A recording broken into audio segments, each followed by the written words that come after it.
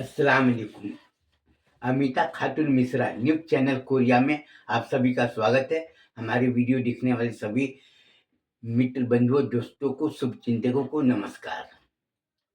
आज 16 जनवरी है और महाराष्ट्र में चुनाव हुआ और चुनाव में बहुत से पार्टी निकली और साथ ही साथ MIM ने भी अपने प्रत्याशी उतारे और नज़ारा सबको देखने को मिला।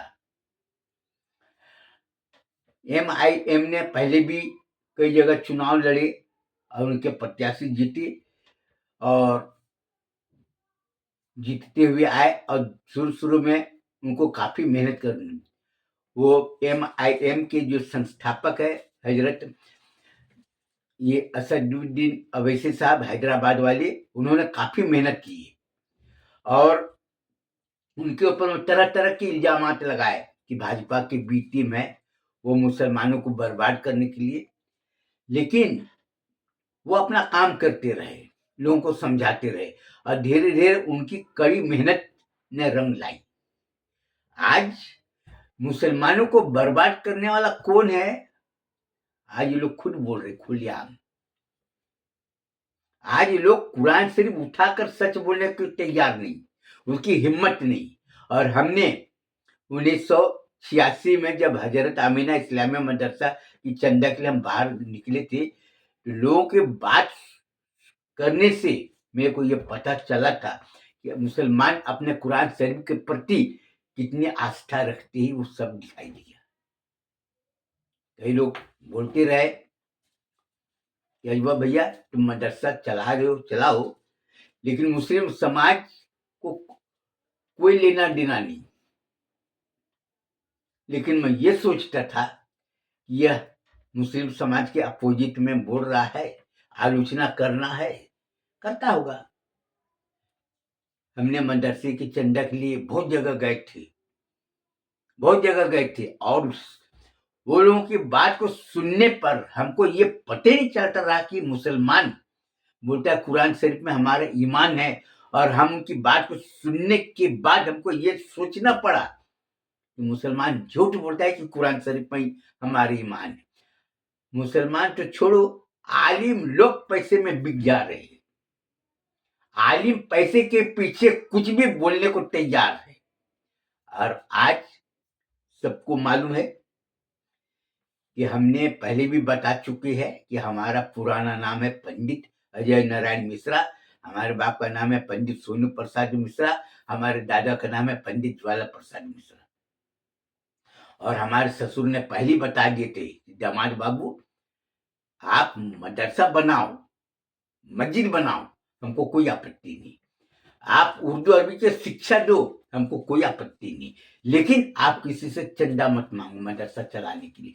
क्योंकि मुसलमान एक तरफ अगर सुअर खिंजीर जिसको बोलते, एक तरफ सुअर खिंजीर है और एक तरफ मुस्लिम है, तो सुअर मेरे को चिढ़ाता है कि अबे अजवा भाई, मुसलमानों से इज्जतदार तो मैं हूं, भले मेरे को नापाक है, कुरान शरीफ में हमारा नाम खिंजीर लिखा गया है, नापाक जानवर कहा गया है, लेकिन मैं उससे इज्जतदार हूं। तुम अपने आंख से जाकर देख लो। और हमारी एक बीमारी है कि हम हर चीज सुन सकते हैं, लेकिन हम झूठ बोलने को तैयार नहीं और झूठी बात सुनने को तैयार नहीं। और ये है मोबाइल। पहले टेप रिकॉर्ड चलता रहा, बयान होते रहे, टेप करते रहे, लोग सुनाते रहे। 1985-86 में टेप रिकॉर्ड का प्रचलन बहुत ज्यादा था सबके पास में। जिसके पास में टेप रिकॉर्ड नहीं है उसको लोग हीन भावना से देखते रहे। और टीवी निकली 1985-86 के बाद में, टीवी का प्रचलन आया और ये VCR होता है, कैसेट डालते और दिखाते, वीडियो रिकॉर्डिंग करते और वीडियो कैमरा निकला, वीडियो शूटिंग करते हैं और सबको दिखाते, वो निकला।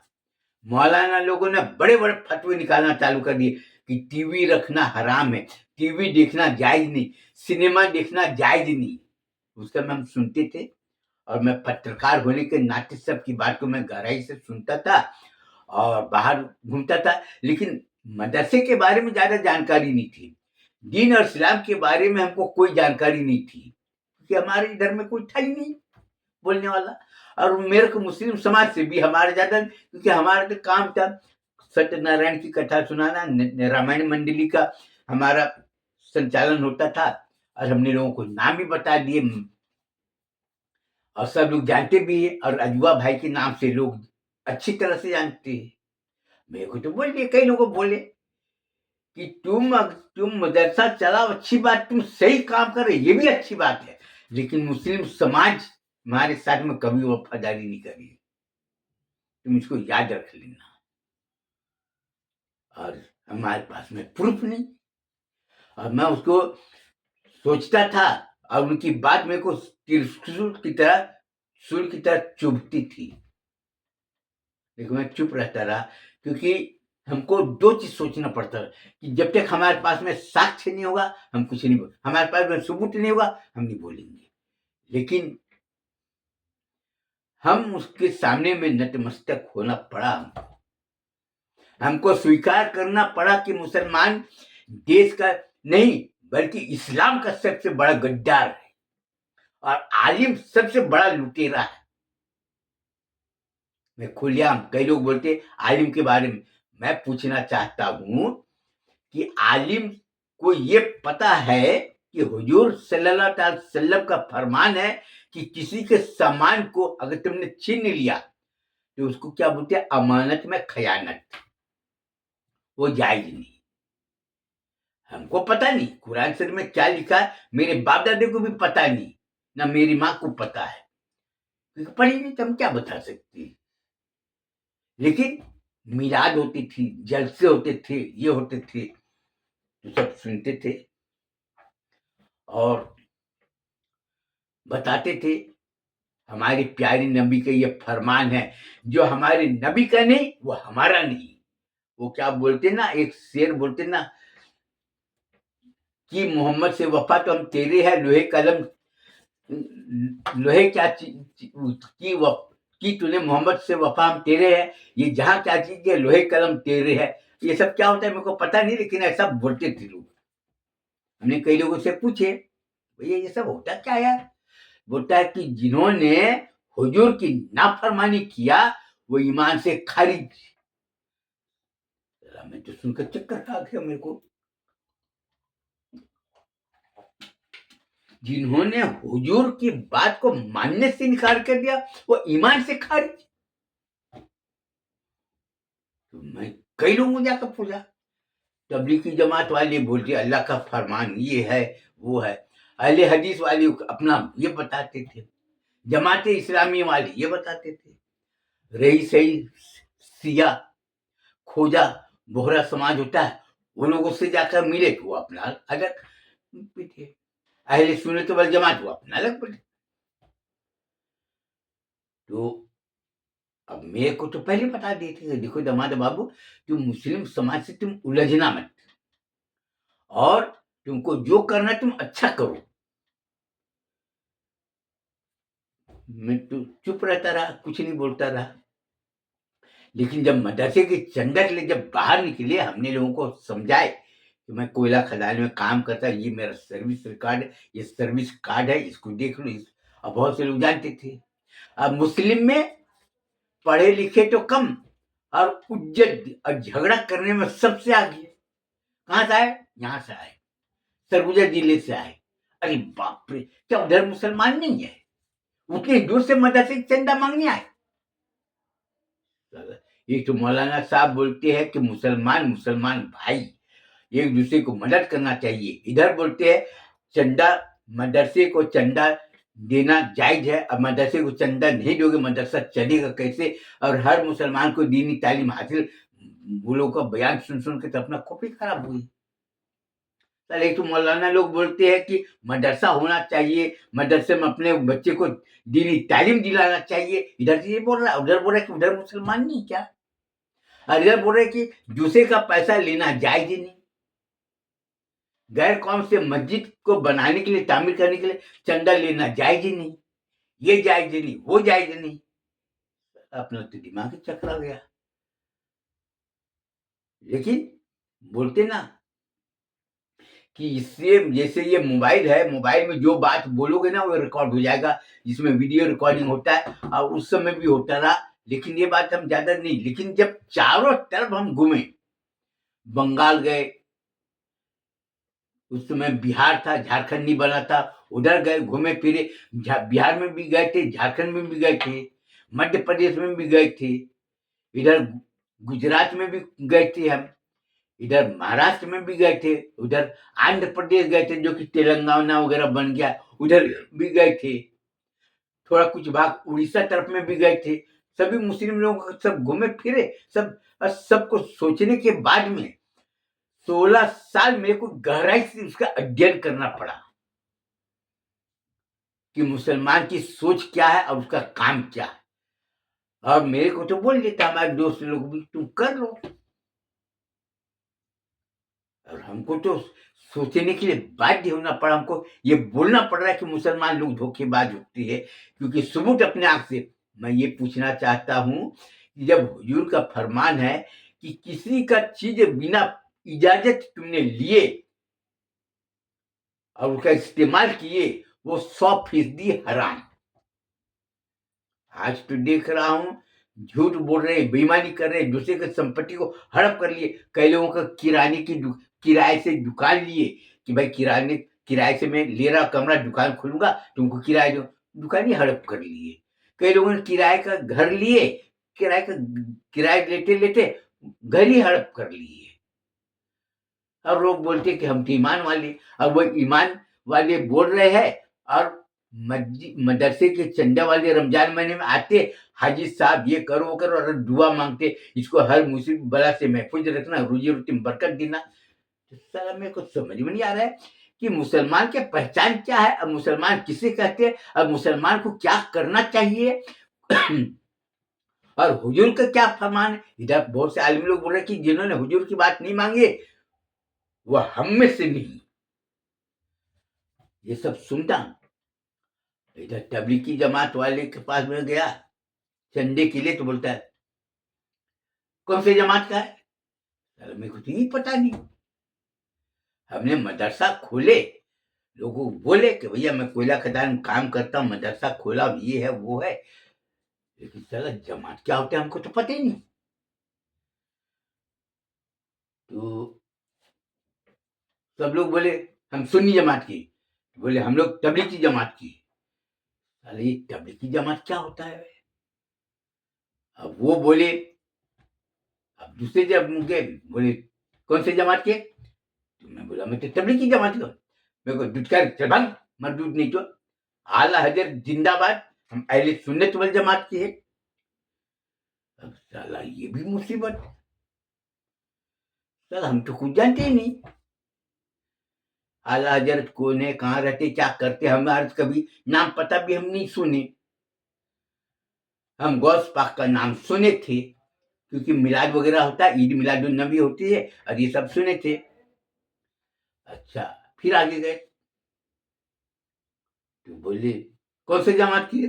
अब साला मैं क्या बोलूं, साला मैं लोगों से पहले पूछ लिया, तो बोले कि ये तो अहले हदीस है।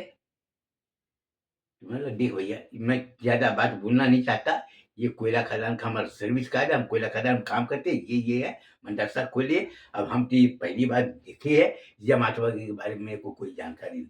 तो उसमें से जो अहले हदीस वाले थे वो पढ़े लिखे थे, जमाते इस्लामी वाले थे वो पढ़े लिखे थे, वो जानते थे सरगुजा जिला बिलासपुर के बगल उधर में है, तो सब सर्विस कार्ड देखे तो बोले कि नहीं ये तो सर्विस करता है ये, और बहुत से लोगों को मालूम भी हो गया। अब बहुत से जमाती इधर उधर घूमने से सबको मालूम हो गया कि ये उधर कोयला खदान है, ये कौन है हम नहीं जानते, लेकिन कोयला खदान है, कोयला खदान में काम करता है, ये मालूम, सर्विस कार्ड दिखाए तो नहीं है, सही है। तो कुछ लोगों की वजह से मेरे को सही सही जानकारी मिली, हमने कान पकड़े, भैया मेरे को चंदा नहीं चाहिए। हमारे ससुर वाले ने बोले कि तुमको मदरसा चलाना है ना, तुम अपना नमक साबुन हल्दी मिर्च धनिया वासी पाउडर चाय पत्ती शक्कर दाल बेचो, अपना मदरसा चलाओ। और हमारी सास, नानी सास ने मेरे को बताई कि बेटा तुमको मदरसा चलाना है ना तो तुम लड़कियों का सिलाई स्कूल खोलना। अहमदाबाद से, सूरत से कपड़ा लाना, कुर्ता पजामा अपना लड़की लोग को सिलाई सिखाना, तुम्हारा आमदनी का हो जाएगा। गारमेंट इंडस्ट्री खोलने का, अपना पर कहाँ चिंता मांगते फिरेंगे। तो उनकी बात मेरे को धीरे सब समझ में आया। अब मैं वैसे भी कथा सुनाने में माहिर। मुस्लिम लोग तो मेरे को देखते, क्या बेचते हैं? नमक साहब, नहीं नहीं नहीं, हम लोग तो दुकान से उधारी लाते हैं। ये अरे बहुत महंगा देता है। लेकिन हमारे जितने पहचान वाले और साथ में पत्रकार होने के नाते तो बहुत से लोग, अच्छे घर के लोग मिले। बोले घर हमको दुकान जाने की जरूरत ही नहीं पड़ेगी, घर लाकर दे देता है। बोला पैसा भैया मैं 15 दिन के, बोला तुम 1 महीने के बाद में देना। तो बहुत से लोग खुश हो गए, अपने को जाने की जरूरत नहीं, पैसा भी 1 महीने के बाद में लेते हैं, तो अपने क्या करना। तो धीरे धीरे हमारा मार्केट खूब अच्छा हुआ और आमदनी का जरिया भी हुआ। उसके बाद हमने बॉन्ड निकाले और लोग पैसे की लालची। मैं बोला जितना पैसा मिलेगा ना, तो बोला कितना पैसा देगा? बोला चलो मैं 1,000 रुपया दूंगा। हम बैंक में फिक्स डिपॉजिट करते ना, तो हमको 10% मिलता है। मैं बोला तुमको 40% दूंगा साल में, और नहीं दिए तो? अरे भैया कैसी बात करते हैं? अगर मैं नहीं दूंगा तो मेरा माल नहीं बिकेगा ना। अगर हम किसी के साथ में धोखाधड़ी करेंगे, बेईमानी करेंगे, तो मेरा माल कोई लेगा क्या? औरतें भी बोली हाँ ये बात तो ठीक है। अब जिन औरत लोगों ने पूंजी लगाए वो खुद ही मेरा प्रचार कर दिए, मदरसे का सामान लेना बहुत अच्छा होता है। अब लोगों को दिमाग चकराया। बोला मदरसा मुस्लिम समाज का है, ये है, लेकिन दूसरे समाज की औरतें लोग काय को बोल रहे हैं भैया मदरसे का सामान लेना? अब लोगों को थोड़ी ना पता है कि मैं इन्वेस्टर हूँ। लोग और ज्यादा, तो और मुनाफा हुआ, तो और चारों तरफ इंटरेस्ट कर लिए। बोले अब मेरा कारोबार और अच्छा। मुस्लिम समाज जो है ना, 1% भी नहीं माल लेने के लिए। बोले मत लो। लेकिन धीरे धीरे धीरे धीरे हमने मेहनत किए, लोगों को समझाते गए ये, और लोगों को हमने लालच दिए कि जो कुरान शरीफ पढ़ लेगा 500 रुपया मिलेगा, ये मिलेगा, तो अपना कहे। लेकिन इस्लामिक जानकारी लेने के लिए मेरे को कई साल लग गए, और लोगों को देखते देखते देखते देखते हर चीज समझ में आने लगा। अब समझ में आया कि मौलाना लोगों को एक ही मकसद है, पैसा कमाना। उसको सच और झूठ, हराम और हलाल से उसको कोई लेना देना नहीं। कई मौलाना से हमारा टूटू में हो, ये बता मेरे को। दूसरे ने भड़का दी कि अभी एक तो वो जात का ब्राह्मण है, पंडित अजय नारायण मिश्रा है, और दूसरा वो पत्रकार है, ज्यादा छेड़छाड़ कर। रायपुर में हमारा टूटू में हुआ, पेपर में हमने छापने की धमकी, दिल से आया। मैं तो सीधे बोल दिया रमजान महीने में, साल तुम लोगों को मैं छोड़ूंगा नहीं, साल तुम लोग को ये करके मैं पूरा पुल पट्टी खोलूंगा। तो बोला तुम मदरसे का काम करती, दिन का काम करते, बहुत अच्छा। ये लोगों को उल्टा धमकाया कि सर ये पत्रकार है, पेपर बांटता है। हम लोग पता किए, चिरमिर में हिंदुस्तान बुक डिपो और Indian papers and magazine department के नाम से पेपर चलाता है, Korea central news agency paper चलाता है, और ये करता है। बोले जाकर पूछ लो, सर की छापा वगैरह दिया, सर उल्टा लेना कर देना पड़ जाएगा, बदनामी अलग होगी। तो सब लोगों ने हाथ जोड़ के माफी मांग ली कि कुछ मत करना, तुम अपना चंदा करो, ये करो, कुछ भी करो, हमको कोई मतलब नहीं। तो आदमी किसी चीज के लिए कितना गहराई में अगर जाता है तो पता चलता है कि आदमी सही कितना है और गलत कितना है। और रही बात MIM हैदराबाद के असदुद्दीन मौलाना, वो अवैसी साहब है ना, उन्होंने पूरी, मैं ये पूछना चाहता हूं कि कोई भी संस्था हो, मुसलमानों को नुकसान पहुंचाने वाला कौन है? अगर कुरान शरीफ उठाकर बताए कि कांग्रेस ने मुसलमानों को नुकसान नहीं पहुंचाया। लोग मुसलमानों को डर दिखाते हैं, भाजपा आ जाएगा, भाजपा को रोकने के लिए राष्ट्रीय जनता दल को वोट दो, भाजपा को रोकने के लिए समाजवादी पार्टी को वोट दो, भाजपा को रोकने के लिए बहुजन समाज पार्टी को वोट दो, भाजपा को रोकने के लिए और भी है उसको वोट दो। यानी बजरंग दल, विश्व सुन्नी परिषद, RSS का भय दिखाकर। लेकिन मुसलमान कभी एक नहीं हुए। मैं ये पूछना चाहता हूं, बड़े बड़े आलिम तो बने, लेकिन मुस्लिम संगठन कोई बना? एक आसाम में सुना हूं, पीडीएफ की क्या है, कोई फ्रंट होगा, वो पार्टी बना है।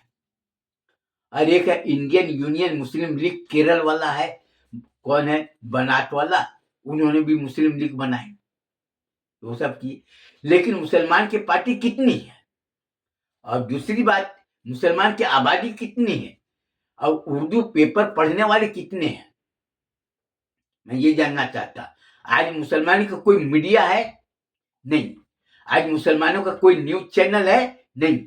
ये मोबाइल में, फेसबुक में देखते तो मालूम होता है, नहीं तो पहले तो कुछ भी नहीं था, कुछ भी नहीं था। कोई पेपर वाला मुसलमान के पक्ष में छापता था? नहीं छापता था। और खुलेआम बोलते थे, मुसलमान के सामने में चिकनी बातें करते रहे कि हम तुम्हारे साथ थे, तुमको खाना खिला देगा, 2-4 हजार या 1000 दुकानदार उधारी माल दे देगा, लेकिन तुम्हारे साथ वफादारी कभी नहीं पाएगा। क्यों? क्योंकि उसको अपना देखना है। और आज पत्रकार होने के कारण हमको पूरा तजुर्बा हासिल हुआ।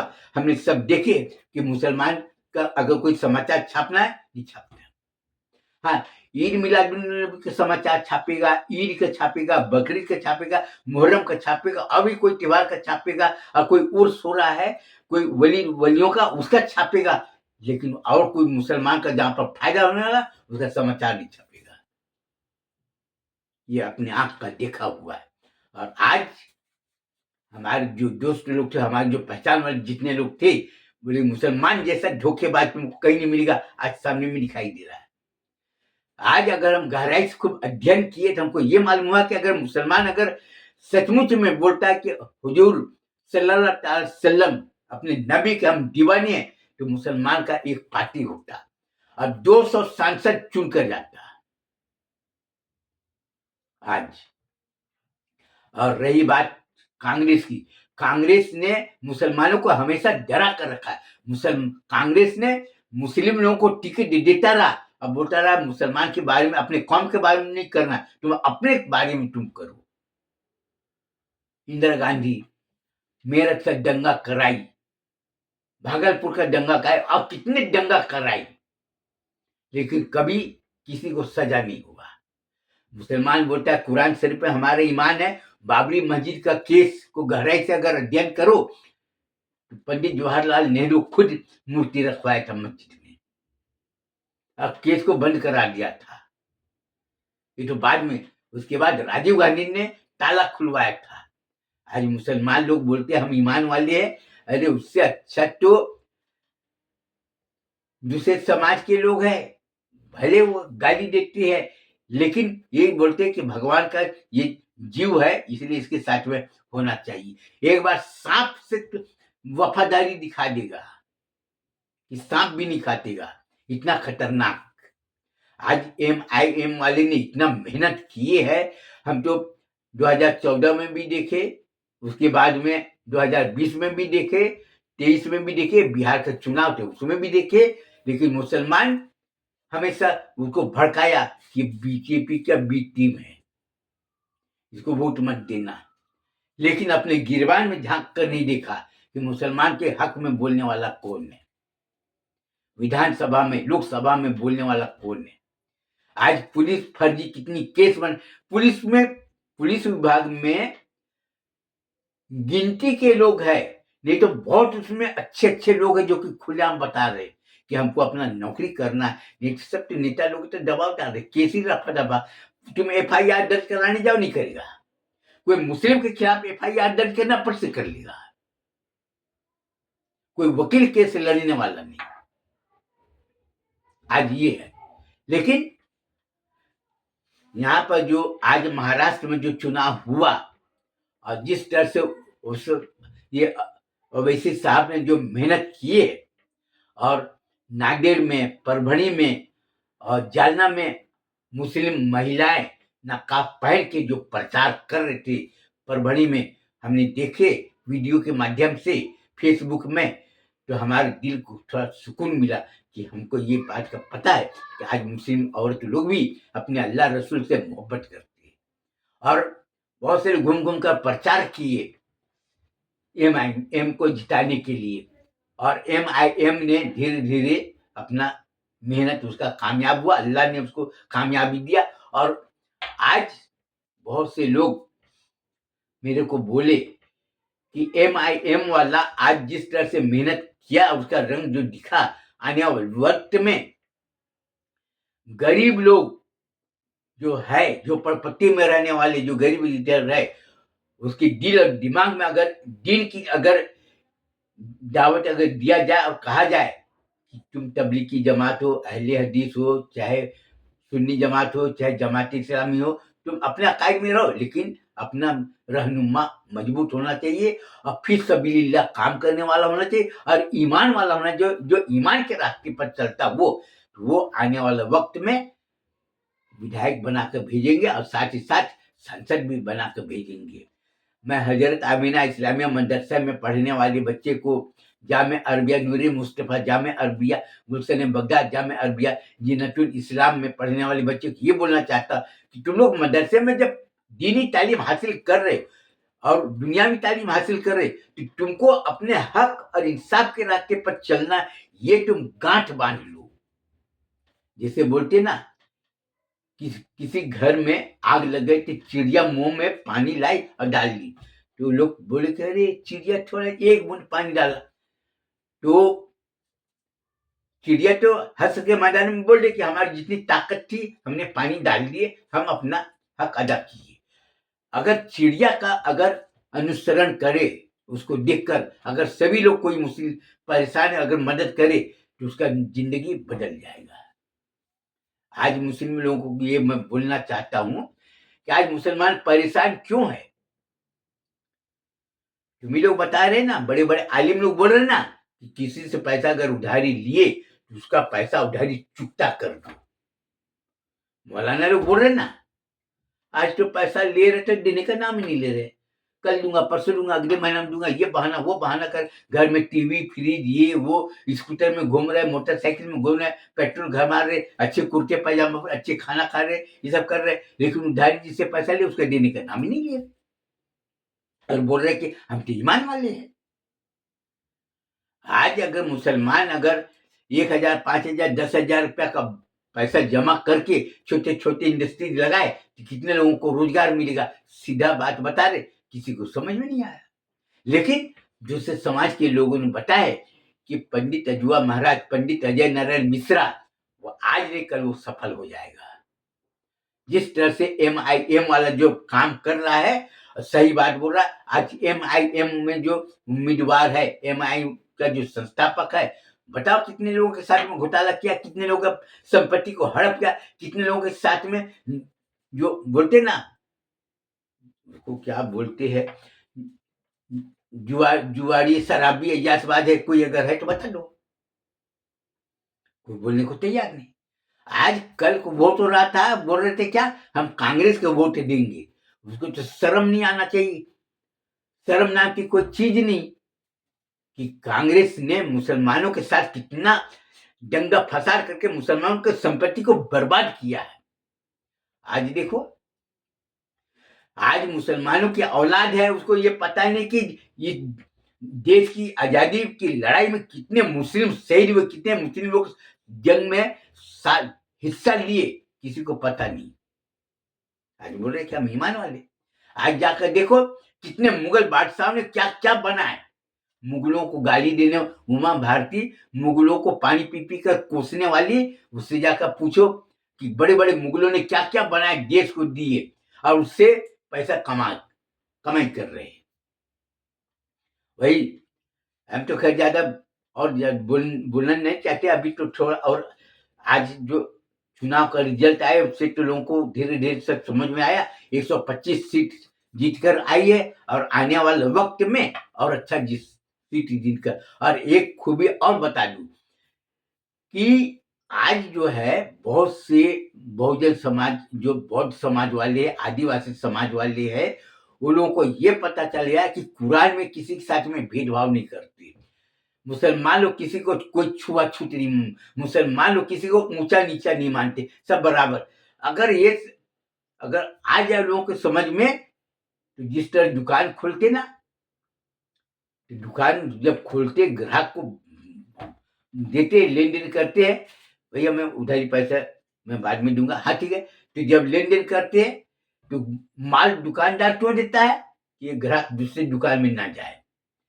ग्राहक दूसरी दुकान से माल नहीं लेता है, उसी दुकान से पैसा ले लेता है और क्या सोचता है कि अगर मैं पैसा नहीं दूँगा तो मैं माल कहाँ से लाऊँगा? तो दोनों में तालमेल बनता है। एक होता है देने वाला, एक होता है लेने वाला। और दोनों में जानते हैं कि ये मुसीबत में है, मैं इसको साथ लूँगा, मैं मुसीबत में पड़ूँगा तो ये मेरे को साथ देगा। तो दोनों का सोच अच्छी बने तो माल उधारी लेना-देना करते और दुकानदारी अच्छी चलती है। ठीक उसी तरह से अगर आज एमआईएम वाली दूसरे समाज वाले को भी अगर टिकट देगा और उसको पूरी तरह से स्वतंत्र कर देगा कि तुम अपने समाज के लिए तुम काम कर सकते हो, तो वह आदमी खुलकर काम करेगा। एक बार उसको सोचना पड़ेगा कि मुसलमान किसी समाज का विकास के कार्य में बाधा नहीं डालता। तो मदरसे में पढ़ने वाले बच्चे को मैं क्या संदेश देना चाहता हूँ कि इल्म हासिल करो। इल्म हासिल करने के बाद में तुम जीवन में हमेशा सही काम करो। किसी को नीचा नहीं दिखाना है, किसी का मजाक नहीं उड़ाना है और किसी की संपत्ति को हड़प नहीं करना। ईमान का हमारी ये पहचान है और ईमान की पहचान सबको बताओ। इसके बाद ही मैं अपना बयान खत्म करना चाहता हूँ। उसके बाद फिर मुलाकात होगी, तब तक के लिए हमको इजाजत दीजिए। तब नमस्कार, खुदा हाफिज।